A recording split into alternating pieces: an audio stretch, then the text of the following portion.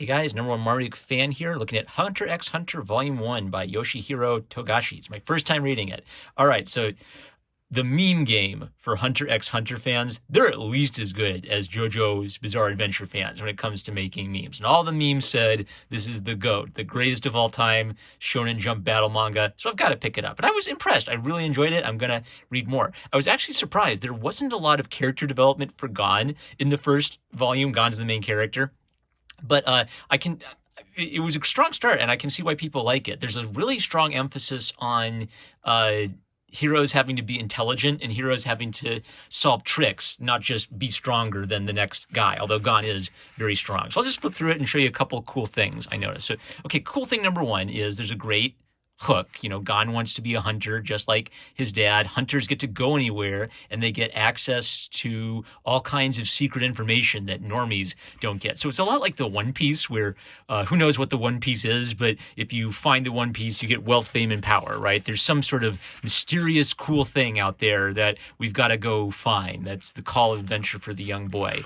Also, there's this really neat thing where when Gon is introduced, he's fishing and he catches this monstrous fish. I am 99.9% sure this is a deliberate homage to Akira Toriyama's Dragon Ball, because the very first thing we see Goku do is also catch a monstrous fish. So if so, it's a nice little homage, and it establishes that Gon's a strong little kid. His aunt, he's raised by his aunt, and his aunt's worried about him, probably worried about running off like his father and getting into trouble. So there's kind of like it sort of sets up that Gon's father is this really big deal. And it also kind of creates this sort of sweet scenario where Gon has to say goodbye and sort of show his appreciation to his aunt, who's sort of nervous about him and scared to see him go. And we just get the impression that he's a really good kid, and kind of like just a kid a kid of few words. He's a little hard to figure out for the time being. He doesn't share his emotions that much, but we do find a little bit about his background. So when he was a little kid, he was a goofball and went out into the woods. He didn't know anything about surviving out there, and his father's student, Kite, finds him, kills the mother bear to save him, and is about to kill the baby bear or fox cub, whatever it is. And Gon insists, no, I will take care of it, even though the thing is biting him. So this kind of impresses Kite, and Kite gets to tell him a little bit about his dad. So this does a couple cool things. We see Kite be cool and like samurai sword a giant monster, so we know that hunters are serious business. But then Kite reveals that he's still in training, and his last assignment is to find his master, Gon's father, right? So Gon gets to hear a little bit about his dad, and we get a feel for how hunters are these really impressive, really dangerous characters, and how you definitely want to be one if you were a boy. Now, the smart you have to be clever and figure out the trick stuff starts happening right away. So everybody on the planet wants to be a hunter. It's less than 1% of 1%. It's 1 in 100,000 make it. So when you travel to the hunter examination, actually everybody you meet along the way is part of the staff, and their job is to weed out unlikely candidates. So on the ship, almost everybody gets seasick except for these three dudes, the important people. Leorio, who claims he's just in it for the money. Gon, who's the driven, Shonen Jump 13-year-old protagonist who's super strong. And Kurapika, who is a little mysterious, seems to have like some tragic backstory. I think I read somewhere that his eyes shine red when he uses his special attacks. And I think he later explains he's going to avenge his fallen clan and hunt for serious bad guys, right?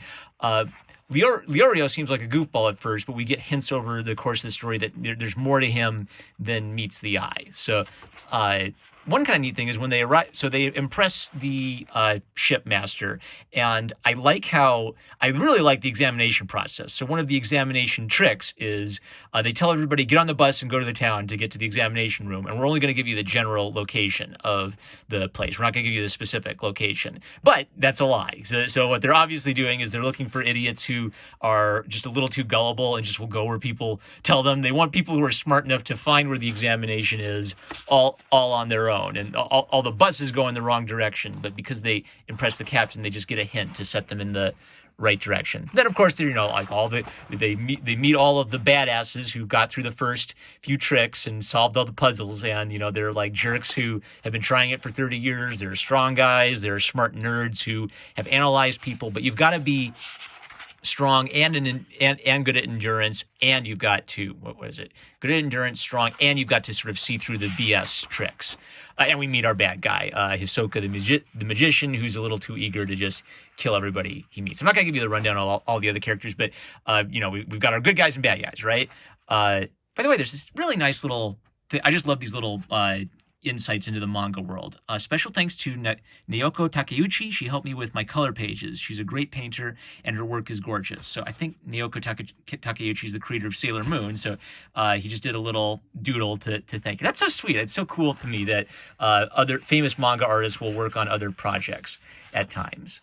Okay, this is another cool trick. So when the instructor tells them you got to keep up with me, and they have like this long endurance run that takes out a lot of people, and they meet these monsters, and the monsters can deceive people or pretend to be someone else. So right off the bat, they're fighting monsters that are tough enough to kill people, maybe even tough enough to kill the instructors. So now it's like no messing around. You got through the first few steps. People can die doing this job. We kind of we don't want you to die during the examination, but that's definitely a possibility. And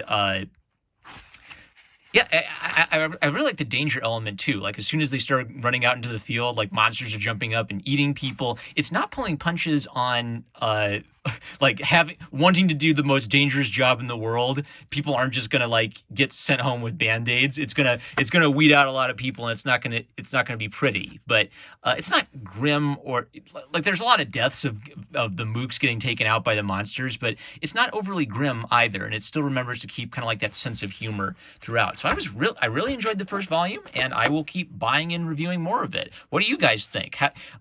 Is this series still going on? Because what I didn't get was it's like a mid-90s series, and then all of the memes started in like the 2020s or something. I think it got an anime adaptation recently. That might have been it. All right, I will review more as I get them. Number one Marmaduke fan, I love you guys. We don't need no stinking 8-minute videos. Catch you later.